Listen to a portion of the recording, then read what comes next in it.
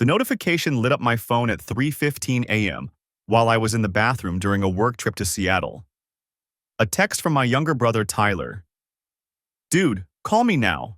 It's about Jessica." I stared at the screen, my stomach already twisting into knots. Tyler and I weren't the type to text in the middle of the night unless something was seriously wrong. My wife Jessica was back home in Austin with our two daughters, Emma and Lily, ages 7 and 5. My mind immediately went to car accidents, medical emergencies, break-ins. I called him back, hands shaking. "Brandon, man, I'm so sorry to do this over the phone," Tyler's voice cracked. "But you need to know, tonight, before you come home tomorrow." "What happened? Are the girls okay? Is Jess—" "The girls are fine. They're at Mom's for the sleepover, remember? But Jessica—" He paused, and I heard him take a deep breath. "I was at the Brass Tap downtown with some buddies. We were in one of the back booths, and I saw her come in around 10. She was all dressed up, Brandon. That red dress she wore to your company party last year." My heart hammered against my ribs. "So, maybe she went out with her girlfriends. She mentioned something about—" "She wasn't with her girlfriends," Tyler's voice dropped.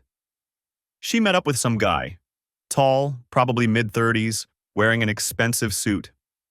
They sat at the bar for maybe 20 minutes, having drinks. And Brandon, the way they were touching each other, laughing. Her hand on his thigh. Him playing with her hair. Then they left together. I followed them outside because I couldn't believe what I was seeing. I couldn't breathe. The hotel bathroom suddenly felt too small, the walls closing in. I watched them get into his BMW, and before they drove off, they were—" He struggled with the words. "They were all over each other in the front seat, making out like teenagers. I took pictures, man. I took video. I'm texting them to you now." My phone buzzed. Once, twice, 3 times. I pulled the phone away from my ear and opened the messages with trembling fingers. The first photo showed Jessica at the bar, leaning close to a man I'd never seen before. Her smile was radiant, the same smile she used to give me when we first started dating 11 years ago. The smile that had been absent from our marriage for the past year, replaced by tired expressions and distracted nods. The second photo captured them walking to the parking lot, his arm around her waist, her head resting on his shoulder. The third was a video. 23 seconds that destroyed 9 years of marriage. Through the windshield of a silver BMW, I watched my wife kiss another man with a passion I hadn't seen from her in years. Her fingers tangled in his hair, his hands on her face, her neck, her shoulders. When they finally broke apart, she was laughing, touching her lips, looking at him like he'd hung the moon. I dropped my phone. It clattered against the tile floor, and I barely made it to the toilet before I threw up. "Brandon? Brandon, you still there?" Tyler's voice echoed from the speaker. I picked up the phone with shaking hands, wiped my mouth with the back of my hand. "Yeah, I'm here. I'm so sorry, brother. I didn't know what else to do. I thought about confronting her right there, but I figured you needed to know first. You needed proof." Proof. The word rattled around in my skull. 9 years of marriage, 2 beautiful daughters, a house we'd bought together 3 years ago in a good school district, date nights we'd been trying to resurrect after years of parenting. Small children had worn us down. Marriage counseling we'd started 2 months ago because she said she felt disconnected. Now I knew why she felt disconnected. She'd been connecting with someone else. Where did they go? My voice sounded hollow, distant, like it belonged to someone else. I don't know. I didn't follow them. But Brandon, the way they were together, this wasn't a first date. This looked comfortable, familiar. How long? That was the question screaming through my mind. How long had this been going on while I kissed her goodbye every morning, while we sat across from each other at dinner, while we made love in our bed? While we sat in Dr. Patterson's office and she talked about feeling lonely, about needing more emotional intimacy, about me working too much. Had she been sleeping with him then? Had she come to our counseling sessions straight from his bed? "What are you going to do?" Tyler asked. I looked at myself in the hotel bathroom mirror. 34 years old, software engineer, decent guy who paid his taxes and coached his daughter's soccer team. I'd been so focused on being a good provider, on climbing the corporate ladder at TechFlow Solutions, on making sure we had the life we'd planned together. Meanwhile, my wife had been planning a completely different life. "I don't know yet," I said. "But I'm not confronting her tonight. I need to think. I need to figure this out. Do you want me to keep an eye on her? See if she goes out again?" "No, just send me everything you have. Every photo, every video." And Tyler, thank you. I know this couldn't have been easy. You're my brother. I got your back. Always. After we hung up, I sat on the edge of the hotel bathtub for an hour, watching the video over and over until I'd memorized every detail. I sat on the edge of the bathtub until my legs went numb. The phone felt like a brick in my hand, Tyler's evidence burning through the screen, even though I'd locked it dark. My flight back to Austin wasn't until tomorrow afternoon. 16 more hours of pretending I didn't know. 16 more hours of her sleeping in our bed, maybe texting him goodnight. The thought made my stomach lurch again, but there was nothing left to throw up. I needed to move, needed to do something other than replay that video in my head. Jessica's hand on his face, the way she'd smiled at him like he'd hung the moon and stars just for her. My laptop sat on the desk in the main room. I splashed cold water on my face, rinsed my mouth, and walked out of the bathroom on autopilot. The hotel room felt too big and too small at the same time, the king bed mocking me with its pristine white sheets. I opened the laptop and stared at the login screen for a full minute before my fingers remembered how to type. Our phone plan. We'd been on the same family plan since we got married. One of those small financial entanglements that made sense when you were building a life together. I logged into the carrier's website, hands steadier now that I had a purpose, something concrete to focus on besides the sick feeling in my gut. The account page loaded. I navigated to usage details, selected Jessica's number, and chose the last 3 months of records. The spreadsheet that downloaded was 63 pages long. I scrolled through it, watching the numbers blur together until one pattern started jumping out at me. A number I didn't recognize, appearing over and over. Texts, calls, sometimes lasting 40 minutes or more. The frequency increased over time, sporadic in July, daily by August, multiple times a day in September. Yesterday alone, 17 texts and 3 calls. One of those calls happened at 2:15 p.m. while I was in my conference session, presenting the quarterly security audit. 28 minutes.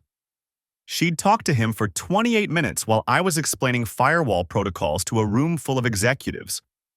I copied the unknown number and opened a new browser tab. There were websites for this kind of thing, reverse phone lookups.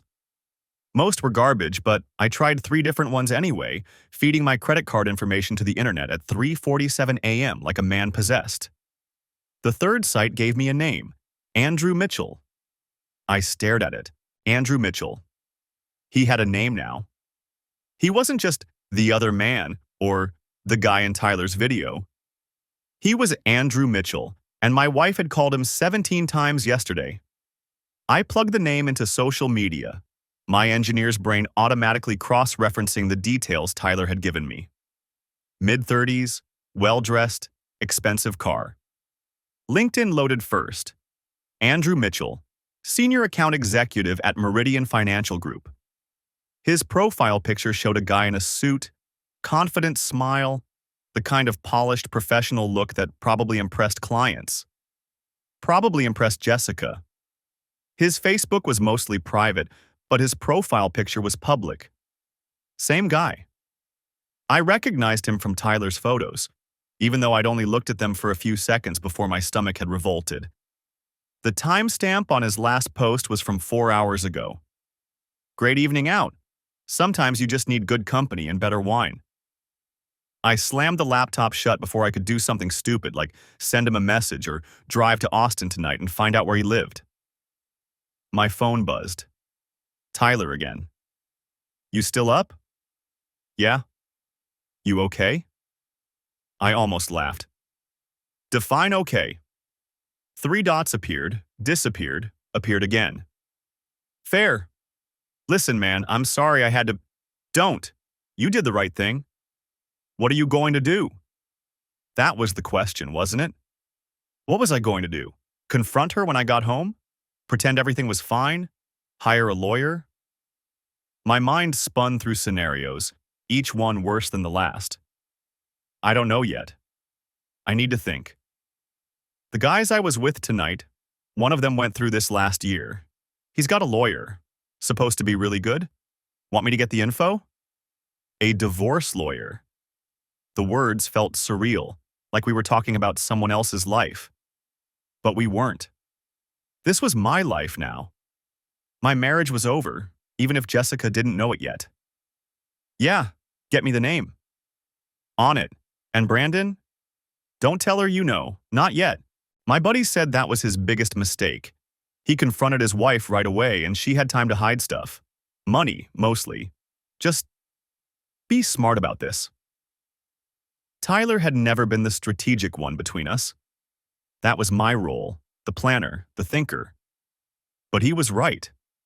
I needed to be smart. Needed to gather information before I made any moves. I won't say anything, not until I'm ready. Good. Try to get some sleep, man. Sleep. Right. Like that was going to happen. I hung up and opened the laptop again, pulling up the phone records once more. I started going through them methodically, creating a timeline. The first call to Andrew Mitchell's number was July 12th, 3 months ago. 2 days after our first marriage counseling session. The session where Jessica had cried about feeling disconnected. Where she'd said she felt like we were roommates instead of partners. Where our counselor, Dr. Patricia Hayes, had nodded sympathetically and suggested we needed to rebuild intimacy and communication. Jessica had already met him by then. Had to have. You don't go from 0 to a 40-minute phone call in 2 days. Which meant she'd sat in that counselor's office, holding my hand, crying about our marriage, while she was already involved with someone else.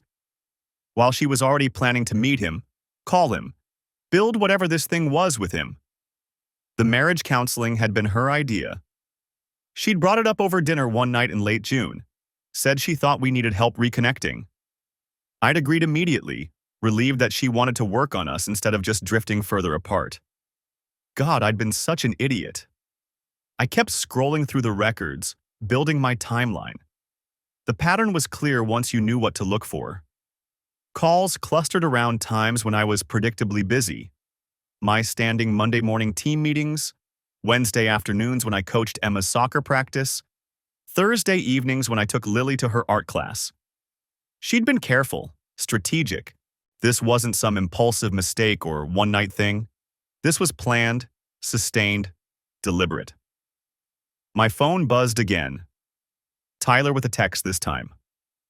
Lawyer's name is Robert Palmer. Buddy says he's tough but fair. Doesn't mess around. I saved the contact information, then pulled up our bank accounts. Joint checking, joint savings, the college funds we'd started for Emma and Lily. Everything was exactly where it should be. No suspicious withdrawals, no secret accounts that I could see. But I wasn't a forensic accountant. I was a software engineer who'd thought his biggest problem this week was debugging the authentication module before Friday's deadline. I started taking screenshots, phone records, bank statements, credit card transactions. Everything got saved to a new folder on my laptop, then backed up to an encrypted cloud drive. If Tyler's friend was right about people hiding things once they knew they were caught, I needed my own insurance policy. The credit card statement showed charges I didn't recognize. Restaurants I'd never been to, stores Jessica usually avoided. a hotel in downtown Austin from 2 weeks ago, the Saturday I'd taken the girls to visit my parents for the weekend. Jessica had said she needed a break, some time to herself. She'd stayed home to catch up on sleep and maybe get a massage. The hotel charge was for $347. That wasn't a massage. I added it to my growing file of evidence, my hands mechanical now, my brain switching into the same mode I used for complex coding problems. Break it down into components. Analyze the data. Find the pattern. Build the solution. Except this wasn't code. This was my marriage, my family, my daughters, who had no idea their world was about to implode. Emma and Lily. God, what was this going to do to them? I shoved that thought away before it could paralyze me. One thing at a time. First, gather information, then make a plan. Then, execute. The Seattle skyline was starting to lighten outside my hotel window, the darkness giving way to that pre-dawn gray. I'd been at this for hours, and I had 16 more to go before my flight home. 16 more hours to decide exactly how I was going to handle this. 16 more hours before I had to look Jessica in the eye and pretend I didn't know she'd spent last night with Andrew Mitchell. I pulled up Robert Palmer's contact information and started drafting an email. Might as well use the time productively. The flight home felt like it lasted days instead of hours. I sat in 14C, forehead pressed against the cold window, watching clouds drift past while my phone sat heavy in my pocket.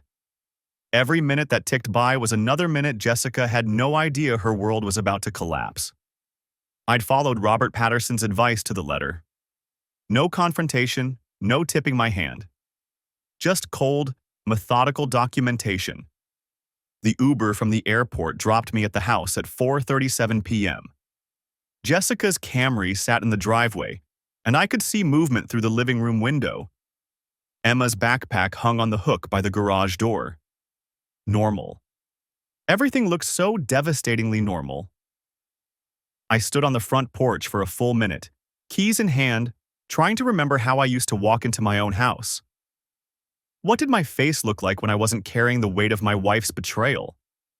How did I smile at my daughters when I knew their mother was lying to all of us? The door opened before I could turn the key. "Daddy!" Lily launched herself at my legs, blonde pigtails bouncing. "You're home. Mommy said you wouldn't be back until after dinner."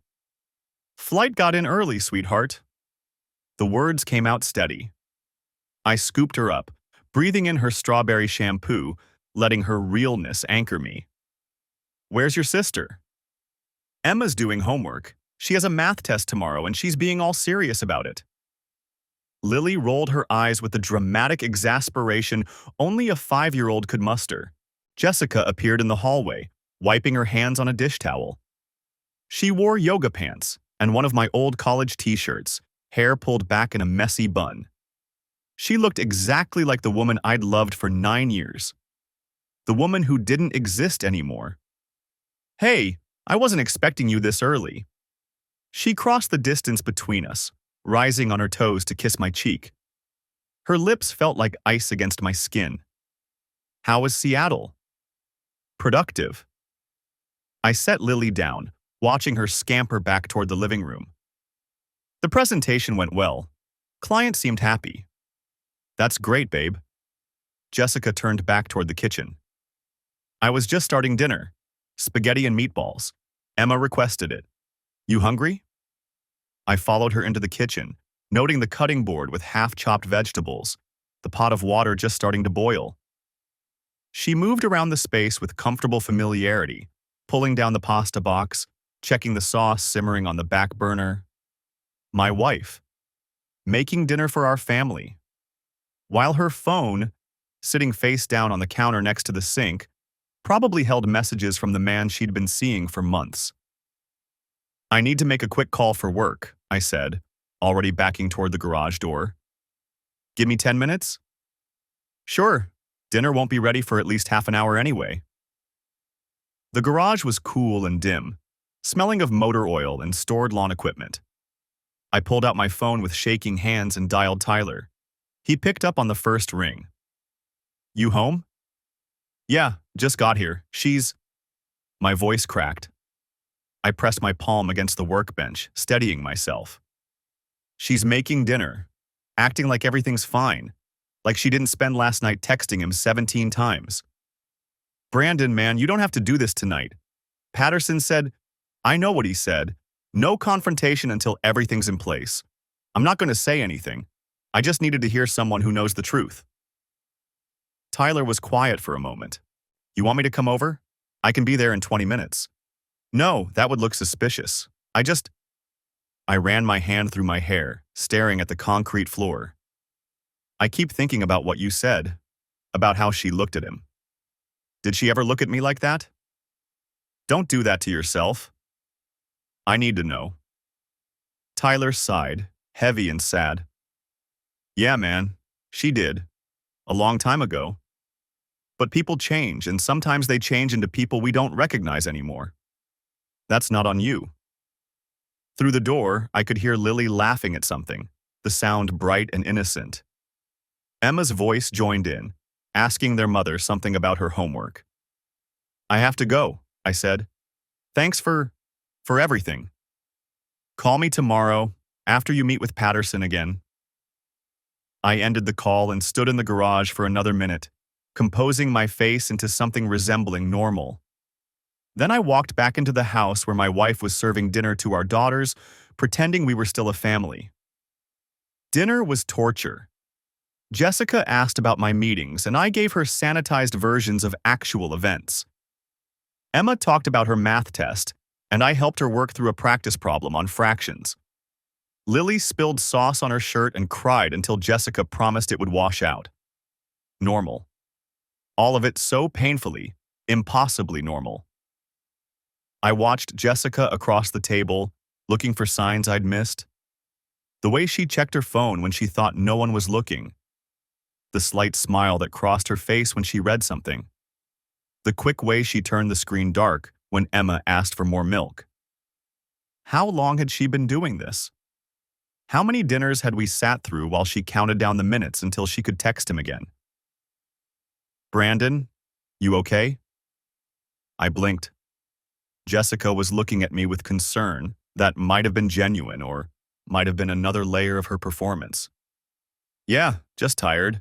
Long couple of days. Why don't you go relax? I'll handle bedtime tonight. Part of me wanted to refuse, to claim these last normal moments with my daughters before everything shattered. But another part, the part that had been documenting evidence and planning strategy, knew I needed space to think. Thanks, I think I will. I kissed both girls goodnight, holding them a little longer than usual. Emma squirmed away first, eager to finish her homework. Lily wrapped her arms around my neck and whispered, I missed you, Daddy.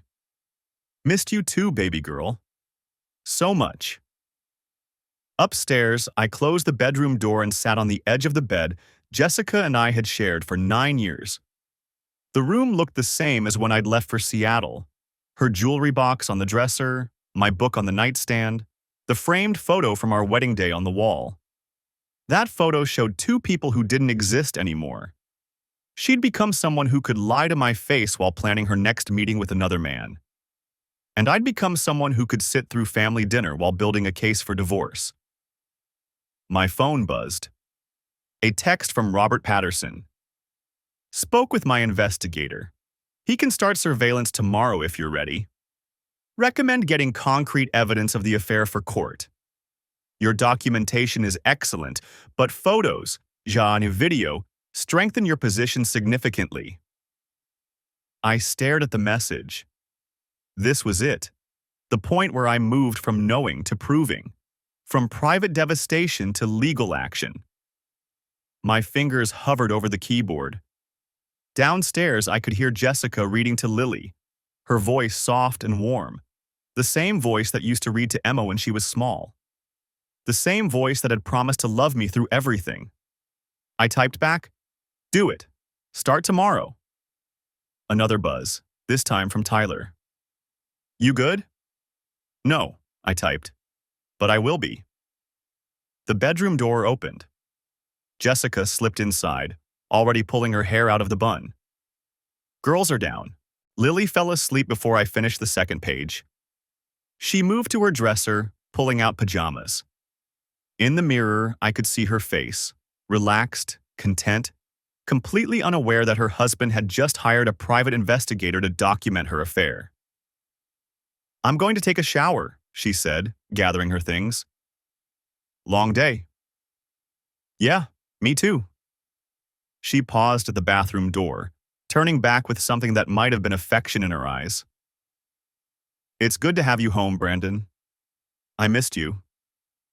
The lie sat between us, so obvious now that I knew to look for it. "Missed you too," I said, because what else could I say? The bathroom door closed. Water started running, and I sat on our bed, listening to my wife shower while my phone held messages from the lawyer and investigator who would help me dismantle our marriage. Tomorrow, someone would follow her. Document where she went, who she met, what she did when she thought no one was watching. Tomorrow, the evidence would start piling up. Tonight, I just had to survive. The alarm on my phone went off at 6:15 a.m., but I'd been awake for hours, staring at the ceiling while Jessica slept peacefully beside me. The irony wasn't lost on me. She could sleep just fine while living a double life. I'd barely managed 3 hours over the past 2 nights combined. I slipped out of bed and went through the motions of my morning routine. Shower, shave, coffee. The same things I'd done every weekday for 9 years, except now everything felt like a performance. I was acting the part of Brandon Thompson, devoted husband, when the role had already been recast without my knowledge. Jessica came downstairs at 7, already dressed for work in gray slacks and a blue blouse. Professional, put together. The woman who'd been making out with Andrew Mitchell in a BMW 3 nights ago. "You're up early," she said, pouring herself coffee. "Couldn't sleep well in Seattle. Still adjusting." The lie came easier than I expected. She nodded, scrolling through her phone. Always the phone now. I watched her face for any flicker of guilt, any sign that she felt the weight of what she was doing. Nothing. Just a slight smile as she read something on the screen. "I have a late meeting tonight," she said without looking up. "Probably won't be home until 8 or so." "What kind of meeting?" The question came out sharper than I intended. Her eyes flicked up to mine, and for a second I saw something. Wariness, maybe, or calculation. "Just a client dinner. The Hendersons are in town, and they want to discuss the spring campaign." She set her phone down, face up on the counter. Confident. "You okay with handling dinner for the girls?" "Sure." I kept my voice level. "I'll order pizza." The Hendersons. I made a mental note to check if they actually existed, if there was really a spring campaign, or if this was just another layer of the fiction she'd been building around our marriage. Emma and Lily thundered down the stairs, backpacks bouncing, already arguing about something that happened at school yesterday. The noise was a relief. It filled the space between Jessica and me, covered the silence that had grown too heavy.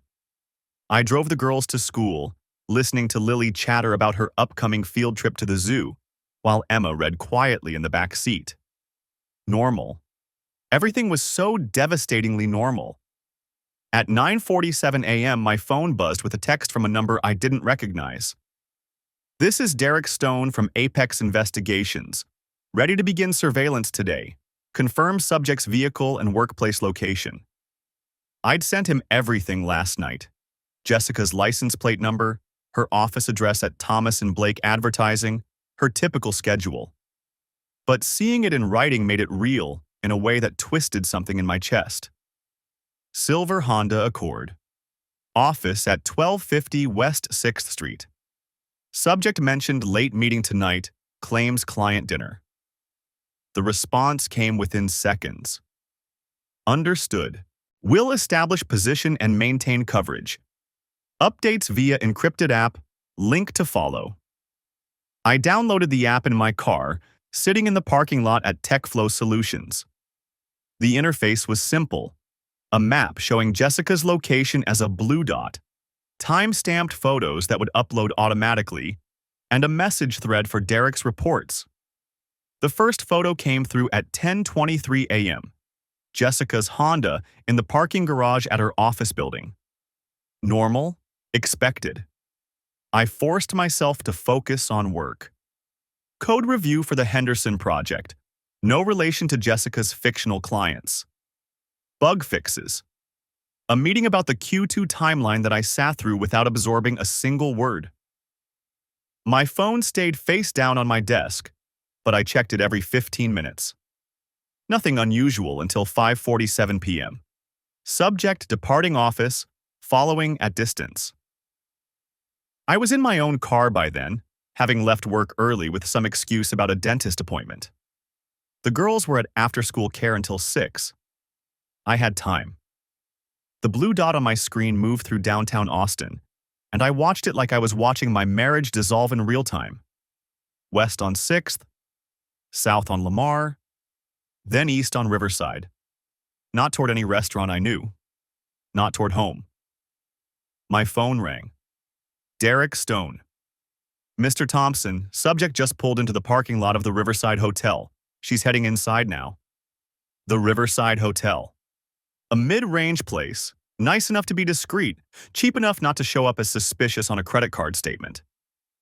My hands tightened on the steering wheel. Can you get photos? Already on it. She met a male subject in the lobby. Same guy from the bar photos your brother provided. They went to the elevator together. I pulled over on a side street, unable to drive and process this at the same time. Room number? Working on it. Give me a few minutes. The few minutes felt like hours. I sat there, engine running, watching the blue dot that represented my wife stay stationary at the Riverside Hotel, a place she'd told me nothing about. A meeting with a man whose name she'd never mentioned. Derek's text came through with 3 photos attached. The first, Jessica and Andrew Mitchell in the hotel lobby, standing close, his hand on the small of her back. The second, the two of them at the elevator, her face turned up toward his, smiling. The third, a long-range shot through a window. Room 412. Jessica visible through the curtains, Andrew's jacket already off. Room 412. Registered to Andrew Mitchell. Checked in at 4:30 p.m. 4:30. She'd left work at 5:47. He'd been waiting for her. Room already secured. Everything planned. My phone buzzed again. Tyler. Hey man, just checking in. You doing okay? I stared at the question. Was I okay? I was sitting in my car, looking at photos of my wife entering a hotel room with another man while our daughters were at after-school care waiting for me to pick them up. While she'd told me she had a client dinner. While she'd kissed me goodbye this morning like everything was fine. No, but I will be. I typed the response and put the phone away. Then I drove to pick up Emma and Lily, because that's what fathers do. That's what I do, even when the world is ending. The girls were hungry and loud and full of stories about their day. I took them to the pizza place on Burnett Road, the one with the arcade games in the back, and let them play while I ordered. Pepperoni for Emma, cheese for Lily, mushroom and sausage for me that I wouldn't be able to taste. My phone sat on the table, face down. I didn't need to check it. I knew what was happening at the Riverside Hotel. I knew Jessica wasn't at a client dinner. I knew that when she came home tonight at 8 o'clock or later, she'd have another lie ready, another layer of fiction to maintain the illusion of our marriage. Emma looked up from her skee-ball game. Dad, when's Mom coming home? Late, sweetheart. She has a work thing. She always has work things now. Out of the mouths of 7-year-olds. I managed to smile. I know, but you've got me tonight. How about we watch a movie after dinner?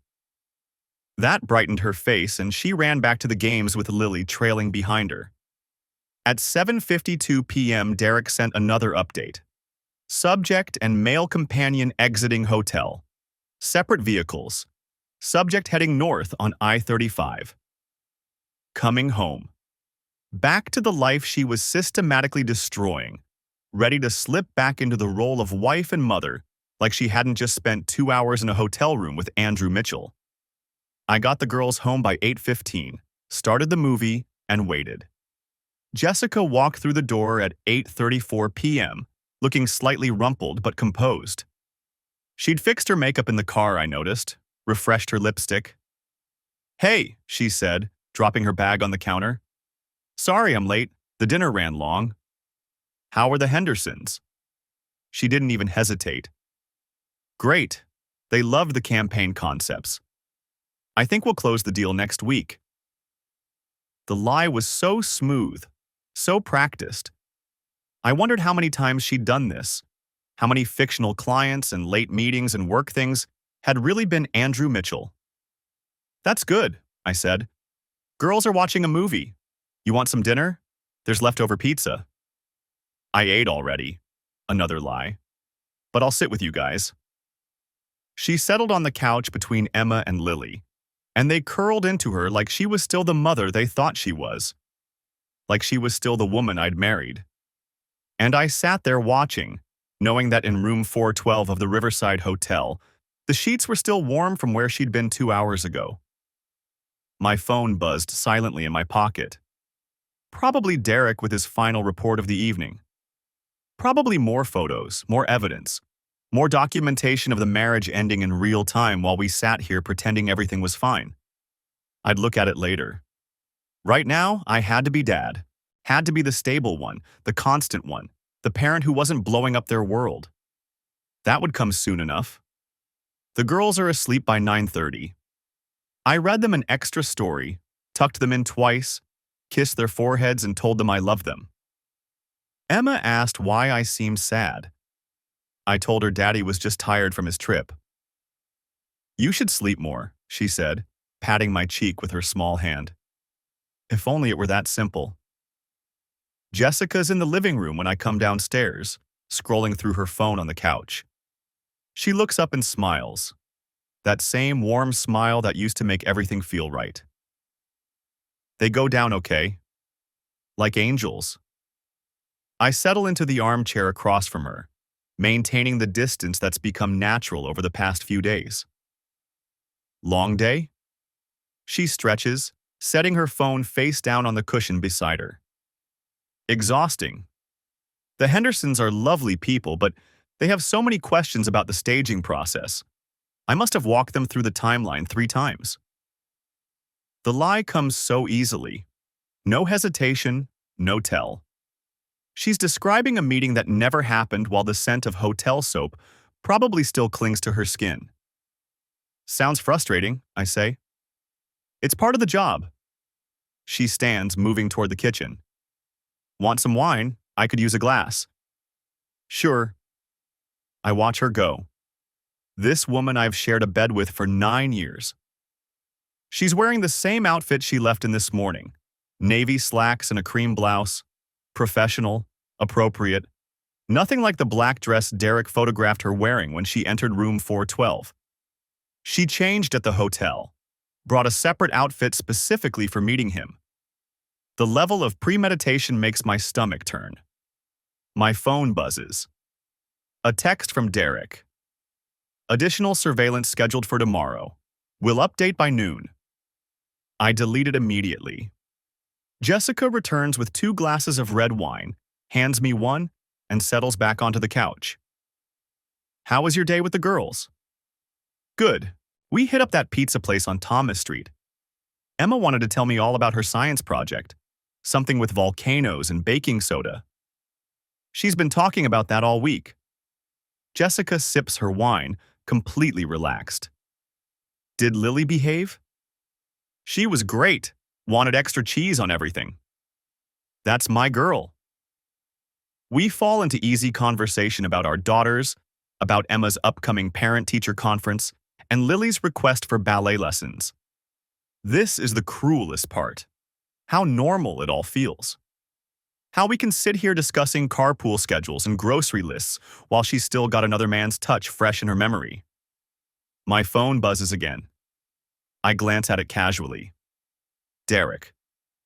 Subject exited hotel at 8:17 p.m. Mitchell departed separately at 8:24 p.m. Clean separation protocol. These two have practice. I set the phone face down on the armrest. Work? Jessica asks. Just Travis checking in about the Seattle project. Another lie to match hers. We're building a whole architecture of deception between us, each brick carefully placed. She yawns. I'm thinking of heading up soon. Tomorrow's packed. I've got 3 showings and a staging consultation. Busy week. They're all busy lately. She finishes her wine and stands. You coming up? In a bit. Want to catch the news first? She crosses to where I'm sitting, leans down and kisses my forehead. Her lips are warm, soft, familiar. Don't stay up too late. I won't. I listen to her footsteps on the stairs, the sound of water running in the bathroom, the bedroom door closing. Then I pull out my phone and open the folder Derek sent earlier. 47 photographs. 12 minutes of video footage. I start with the photos, forcing myself to examine each one methodically. Jessica entering the Riverside Hotel at 6:43 p.m. in a black dress I've never seen. Andrew Mitchell arriving 4 minutes later. The two of them in the lobby, not touching, maintaining plausible distance. Smart. Then the elevator bank, her hand on his arm, just briefly. Derek must have a contact in the hotel because the next series shows them in the hallway outside room 412. Here the pretense drops. His hand on her lower back. Her leaning into him. The door opening. A final shot of them entering together, her laughing at something he said. The timestamp reads 6:51 p.m. I flip to the video footage. Derek's positioned somewhere across the street with a clear view of the hotel entrance. The footage is grainy but usable. I watch Jessica arrive, watch Mitchell follow, watch the meetup inside. Then nothing for an hour and 26 minutes. At 8:17 p.m. Jessica exits. She's back in her work clothes, the navy slacks and cream blouse. Her hair's slightly different, not quite as neat as this morning, but she's clearly made an effort to restore her professional appearance. She walks to her car with purpose, checking her phone. Probably texting me about being on her way home. 7 minutes later, Mitchell emerges. He's on his phone too, tie loosened, looking satisfied with himself. I watch the video 3 more times, studying every detail. The way she touches her hair before entering the hotel, the confidence in her stride, the complete absence of guilt or hesitation. This isn't a woman making a mistake. This is someone living a double life with practiced ease. My phone rings. Tyler. Hey, I answer quietly. You okay? Define okay. Fair point. He pauses. I've been thinking about what you said, about keeping it together for the girls. Yeah? Just wanted to say I'm proud of you, man. Most guys would have burned the house down by now. Still might. Nah, you won't. You're too smart for that. Another pause. You need anything? Want me to come up there? I'm good. Got the PI working, lawyers ready to move when I give the word. Just collecting evidence now. How much more do you need? It's a reasonable question. I've got phone records, credit card statements, photographs, video footage. Any divorce attorney would call this a slam dunk. But I keep thinking about Jessica's face when she lied tonight. The ease of it. The practiced nature of her deception. I want to know everything, I tell Tyler. Not just what she's doing now. I want to know how long this has been going on, how many times they've met, whether there's been anyone else. I want the whole picture before I make my move. You sure that's not just torturing yourself? Maybe it is. But I need to know who I've really been married to all these years. I'm sure. We talk for a few more minutes before hanging up. I delete the call from my log, probably paranoid, but Jessica has a habit of picking up my phone to check the time or look something up. No point in taking chances. I'm about to head upstairs when another text comes through from Derek. FYI, ran the plates on Mitchell's BMW, registered to AM Properties LLC. Dug a little deeper. He owns the Riverside Hotel, among others. I read it twice. She's sleeping with the guy who owns the hotel, which means no paper trail for the room, no credit card charges, no front desk record. They can meet there whenever they want with complete anonymity. How convenient. How calculated. I text back, how many times? Derek. Working on it. Hotel staff are tight-lipped, but I've got an angle. Give me a few days. The scope of the deception keeps expanding. This isn't some impulsive affair that started at a bar. This is organized, systematic. They've got protocols, separate arrivals, separate departures, a private location with no evidence trail. I think about the marriage counseling sessions. 8 of them so far, every Thursday at 6 p.m. Jessica sitting across from Dr. Patricia Walsh, talking about communication and connection, working on rebuilding intimacy, all while planning her next hotel visit with Andrew Mitchell. The anger rises again, hot and sharp. I force it down, channel it into something useful. I open my laptop and start a new document. Timeline. I'm going to map every piece of this, every lie, every meeting, every suspicious charge and unexplained absence. By the time I'm done, I'll know her secret life better than she does. And then I'll take it all apart. The cable car lurched forward with that familiar grinding clank, and I watched the city roll past through windows that had seen 100 years of San Francisco fog. Jessica had insisted on this tourist route during our reconnection weekend. Her idea, sold to me as a chance to remember why we fell in love in this city 15 years ago. I'd agreed because the girls were with my parents, because Derek had given me a week off from surveillance updates, because my attorney said I needed to act normal until we filed, because some pathetic part of me still wanted to believe there was something worth saving. The car was nearly empty. Tuesday afternoon, off-season. A couple of tourists up front taking selfies, an elderly man reading a newspaper. And Jessica, who'd excused herself 5 minutes ago to use the restroom at the rear of the car. 5 minutes had become 10. I stood, steadying myself against the wooden seats as the car climbed Hyde Street. The conductor, mid-30s, athletic build, that casual confidence of someone who'd charmed his way through life, was supposed to be at his post near the front controls. He wasn't. I moved toward the rear, past empty bench seats, the city tilting at impossible angles through the windows. The bathroom door was closed, but there was a maintenance area beyond it, a cramped space where they stored equipment and supplies. The door was cracked open. I heard her laugh first. That breathless, girlish sound she used to make with me, back when we were 20 and everything felt possible. Then his voice, low and amused. We've got maybe 2 minutes before someone notices. That's all I need, Jessica said, and I heard the rustling of fabric, the shift of bodies in a confined space. My hand was on the door before I'd consciously decided to move. I pushed it open. They sprang apart like teenagers caught by parents. Jessica's blouse was half unbuttoned, her hair disheveled. The conductor, his name tag read Scott, had his uniform shirt untucked, his hands still raised from where they'd been on my wife's body. Brandon? Jessica's face went through a rapid evolution. Shock, fear, then something calculating. This isn't what? My voice sounded distant, clinical. Isn't you climbing all over the cable car, conductor, while I'm sitting 20 feet away? Scott held up his hands, backing toward the equipment panel. Look, man, I didn't know she was married. She's wearing a ring. I pointed at her left hand, where the diamond I'd saved 6 months to buy still caught the light. I thought it was just... He stopped, realizing there was no good end to that sentence.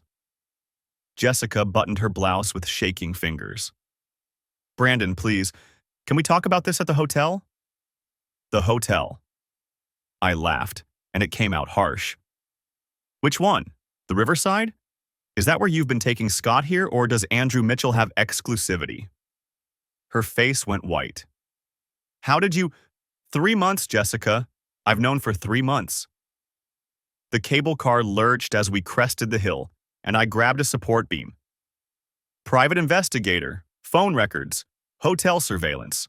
All of it documented, dated, ready for court. Scott edged toward the door. I'm just gonna— No. I blocked his path. You're going to stay right there and keep this car running until we reach the bottom of this hill. Then you're going to let us off, and you're never going to contact my wife again. Understood? He nodded, moving quickly to the control panel. His hands were shaking as he gripped the brake lever. Jessica touched my arm.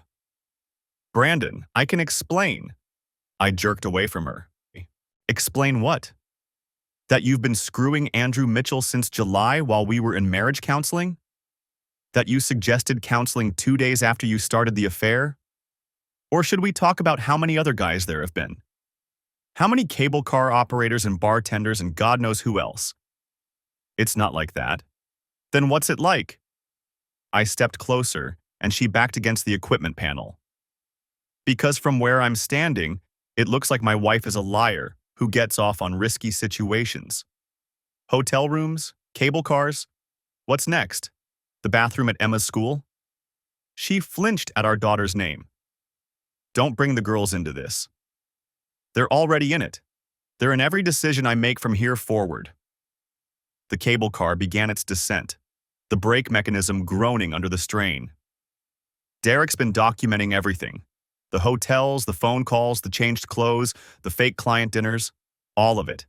And now this, witnesses, a conductor who'll testify if subpoenaed. Scott's head whipped around. Testify? Man, I don't want any part of— Then you should have kept your hands off married women. I turned back to Jessica. When we get off this car, you're going to walk to the hotel, pack your things, and find somewhere else to stay tonight. Tomorrow, you'll receive divorce papers. My attorney recommends you get your own. Brandon, please. Tears streamed down her face, but I felt nothing. 3 months of evidence had burned away whatever sympathy I might have felt. The girls stay with me. The house stays with me. And you get to explain to them why Mommy doesn't live there anymore. The Powell Street turnaround came into view. Derek's already compiled everything for the custody hearing. Adultery, deception, abandonment of family responsibilities while pursuing extramarital affairs. No judge in California will give you primary custody. The cable car shuddered to a stop. Scott practically leaped from his post, opening the door for the tourists up front. They filed out, oblivious to the drama in the rear. Jessica grabbed my sleeve. I made a mistake. I'll end it with Andrew. I'll never see Scott again. We can fix this. No. I pulled free. We can't. Because I don't want to. Because every time I look at you now, I see him touching you. I see you lying to my face about the Hendersons while you were in Mitchell's hotel room. I see you suggesting we get counseling while you were already planning your next affair. I stepped off the cable car onto the turnaround platform. The city sprawled around us, beautiful and indifferent. Jessica followed, her heels clicking on the wooden platform. What about 15 years? What about everything we built?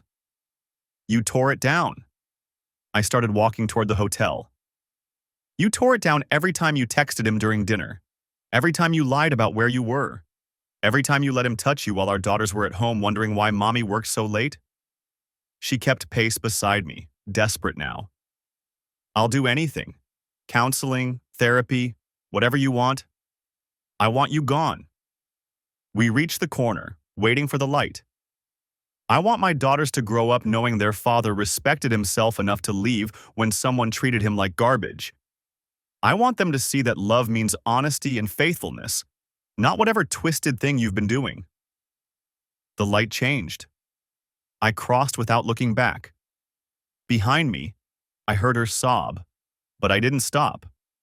My phone was already out texting Derek. Need documentation of today's incident. Cable car operator named Scott. Hyde Street line, approximately 3:15 p.m. Witness statements if possible. His response came immediately. On it. You okay? No, but I will be. I reached the hotel and went straight to our room. My room now. Her suitcase was open on the bed, clothes scattered around like she'd been trying on outfits, probably deciding what would appeal to Scott. I gathered everything of hers, stuffed it into her luggage, and set it in the hallway. Then I called the front desk and requested a lock change, explaining there had been a domestic situation and I needed security. They were professional, efficient. 20 minutes later, I had new keycards, and her belongings were with the concierge. My phone buzzed. Tyler. Mom said you're in SF with Jessica. Everything okay? Found her with someone else. Again. Different guy this time. Jesus. Want me to fly out? No. Coming home tomorrow. Papers being filed this week. About damn time. Girls are good. Been asking about you. Tell them Daddy loves them. Be home soon. I sat on the bed in the silent room and pulled up my photos. Emma and Lily at the park last weekend, their faces bright with laughter. That's what mattered. That's what I was fighting for. Not the wreckage of a marriage that Jessica had destroyed. Not the fantasy of who I'd thought she was. Just my daughters, and building a life where they'd know their father chose truth over comfortable lies. My phone buzzed again. Jessica. Please, can we talk? I blocked her number and called my attorney. Robert Palmer. It's Brandon Thompson. I need to accelerate the timeline. Something happened today that changes things. I'm listening. I told him about the cable car, about Scott, about the confrontation. He listened without interrupting, and when I finished, he was quiet for a moment. That's good documentation, he finally said. Establishes a pattern of behavior beyond the Mitchell affair. Shows risk-taking that could impact custody arguments. When can you get me the investigator's report on this incident? He's working on it now. Good. I'll have the papers ready by Thursday. You'll serve her when you return to Austin? Yes. Brandon? His tone shifted, became almost gentle. You did the right thing. Walking away today. Not engaging further? That takes strength. Didn't feel strong. It never does. But you protected your position, documented everything, and maintained control. That's what matters now. After we hung up, I stood at the window watching the city lights flicker on as dusk settled over San Francisco. Somewhere out there, Jessica was probably calling Andrew Mitchell, crying about how I discovered everything, how her marriage was over. Let her. I was done being the fool who believed her tears. The judge's gavel came down on a Tuesday morning in February, 8 months after Tyler's phone call shattered my world. The divorce was final. Jessica got supervised visitation every other weekend. I got primary custody, and the house remained mine. Andrew Mitchell had stopped returning her calls 2 months prior. Apparently, the thrill disappeared once she was actually available. Scott, the cable car conductor, had provided a written statement that proved crucial in the custody hearing. I stood on the courthouse steps, breathing in the cold Austin air, feeling lighter than I had in years. Tyler met me at the bottom, pulling me into a hug. It's done, brother. Really done. Yeah, I said. It is. Emma and Lily adjusted better than I'd feared. Kids are resilient in ways adults forget how to be. We established routines, found our rhythm as a family of 3. I cut back my hours at TechFlow, started coaching both their sports teams, learned to braid hair through YouTube videos, and patient trial and error. 6 months after the divorce was final, I ran into someone at Emma's soccer game. Natalie Brooks, another parent, whose daughter played defender. We'd chatted casually throughout the season, but this time she asked if I wanted to grab coffee sometime. I said yes. It wasn't love at first sight. It was something better. Friendship that grew slowly into trust, then affection, then something deeper. Someone who knew my story and didn't run. Someone who understood that broken things could be repaired if you were willing to do the work. Jessica eventually moved to Houston with a new boyfriend, someone she'd met at a real estate conference. The girls came back from visits with stories that grew less enthusiastic each time. They'd figured out on their own what kind of person their mother was. I never had to say a word. On a warm evening in May, 2 years after everything fell apart, I sat on my back porch watching Emma and Lily play with Natalie's daughter in the yard. The three of them were building something elaborate with sticks and old cardboard boxes, their laughter carrying across the grass. Natalie settled into the chair beside me, her hand finding mine. "You good?" she asked. "Yeah," I said. "I really am." And I meant it. The betrayal had nearly destroyed me. The lies, the deception, the systematic dismantling of everything I'd believed about my marriage, it had all left scars. But scars are just proof that you survived something that tried to break you. I'd learned that love without honesty is just a comfortable lie. That trust, once shattered, reveals whether something was ever truly solid. That sometimes the kindest thing you can do for your children is show them what self-respect looks like, even when it's hard. Jessica had made her choices, and they'd cost her everything that mattered. I'd made mine too, to document rather than react, to protect my daughters rather than my pride, to walk away from someone who'd proven they didn't value what we'd built. In the end, the truth had been exactly what Tyler said it was that first night. Devastating, but necessary. You can't build a real life on someone else's lies, but you can build one on the ruins they leave behind. The girls called me over to admire their creation. Some kind of fort with a cardboard drawbridge. I stood, squeezing Natalie's hand once before letting go, and walked across the grass to where my daughters waited. This was enough. This was everything.